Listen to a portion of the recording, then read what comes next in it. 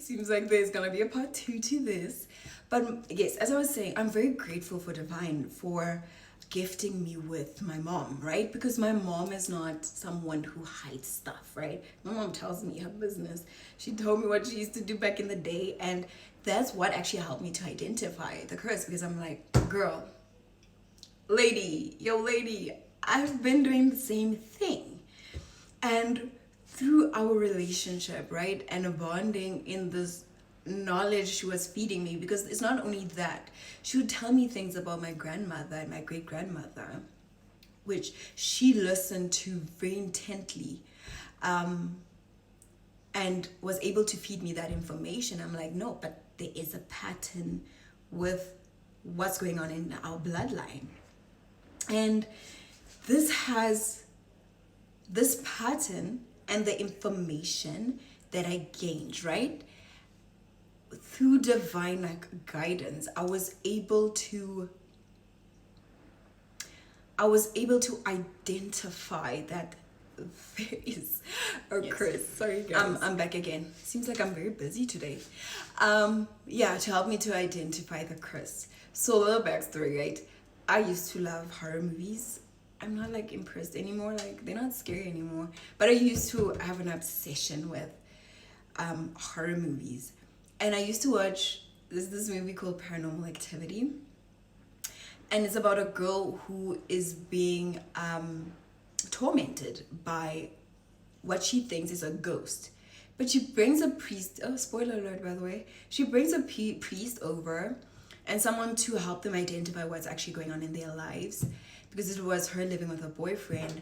And the priest is like, nah, this is not a ghost, right? Because if it was a ghost and y'all try to move out, right, it wouldn't follow you, because then maybe the entity is attached to the house.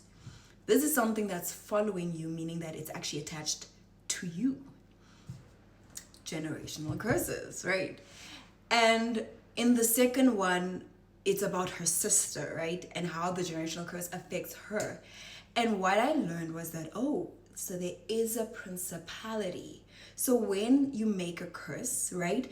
Or you even as easy as you make a deal with the devil, or even just as easy as explaining how I understand it is making a deal with a certain principality, right?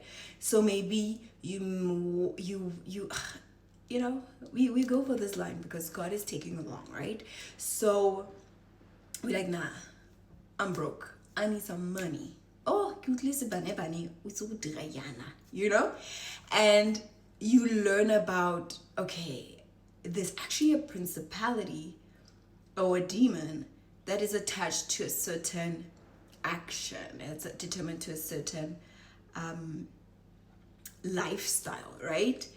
And usually when you make a soul contract with such energies, it requires blood. And when it requires blood, what you don't know that the demon actually knows very well is like, nah baby, every generation I'm coming for my check. And my check is your kids and your kids' kids and your kids' kids. Right. And I actually remember watching Luzilam, Tembi, and she told this family, ne? And this is something like, when Tembi said it, I was like, what? This is very profound, because I got that information myself. Without that you can't slaughter. I was like, why would I slaughter? I'm Catholic, we don't slaughter. But they made it very apparent to me that you can't slaughter. If you slaughter, you feeding that thing.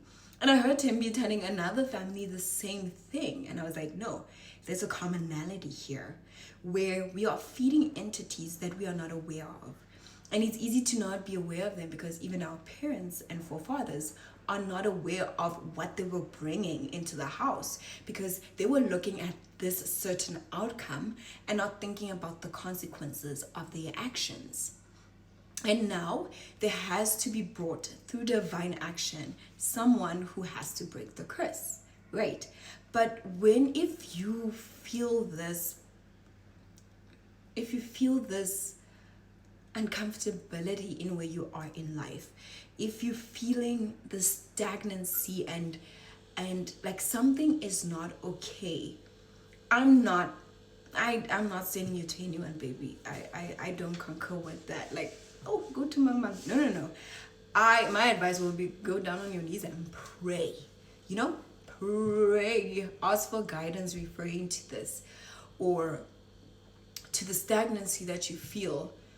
And divine is there to give you a leeway and and even like a way out, because he's merciful and gracious, slow to anger, and he's full of kindness, and he's very forgiving for our wicked criminal sins, you know. And all we have to do is repent. Ask divine for the knowledge that you require to be able to make the right decisions. And weirdly enough, these generational curses, they are what leads us to divine ultimately. It's like God knows it's there and he uses it as fuel to get us closer to him. Because when we're living a life that is reckless, we find no reason to look for God. And now we've come to a place, we're part of a generation where recklessness has happened so many times in many generations that we can't even live sometimes that type of reckless life. And when we do try to do it, the consequences are worse than we have ever thought, because there's just something behind the surface. So today's about the patterns of identifying. Am I in a generational curse? You know? And this weekend I was prompted by divine to learn to ask for help, right? I was raised by an extremely strong woman, and she makes things happen. My mom, she's just like carry the whole world. And sometimes as a child, you're like, I shouldn't ask for help. I've never seen my mom ask for help, so maybe it's not a good thing, right? And she didn't obviously do it on purpose. She was making ends meet. She was working her butt off to make sure I have a successful life and a wholesome and happy, joyous, peaceful life, right? And yeah, this weekend I was prompted that, girl, you fought a lot of battles and it showed you your strength. And it showed you your strength because as divine telling me this, I needed you to do it alone, because I want you to see what my power can do through you.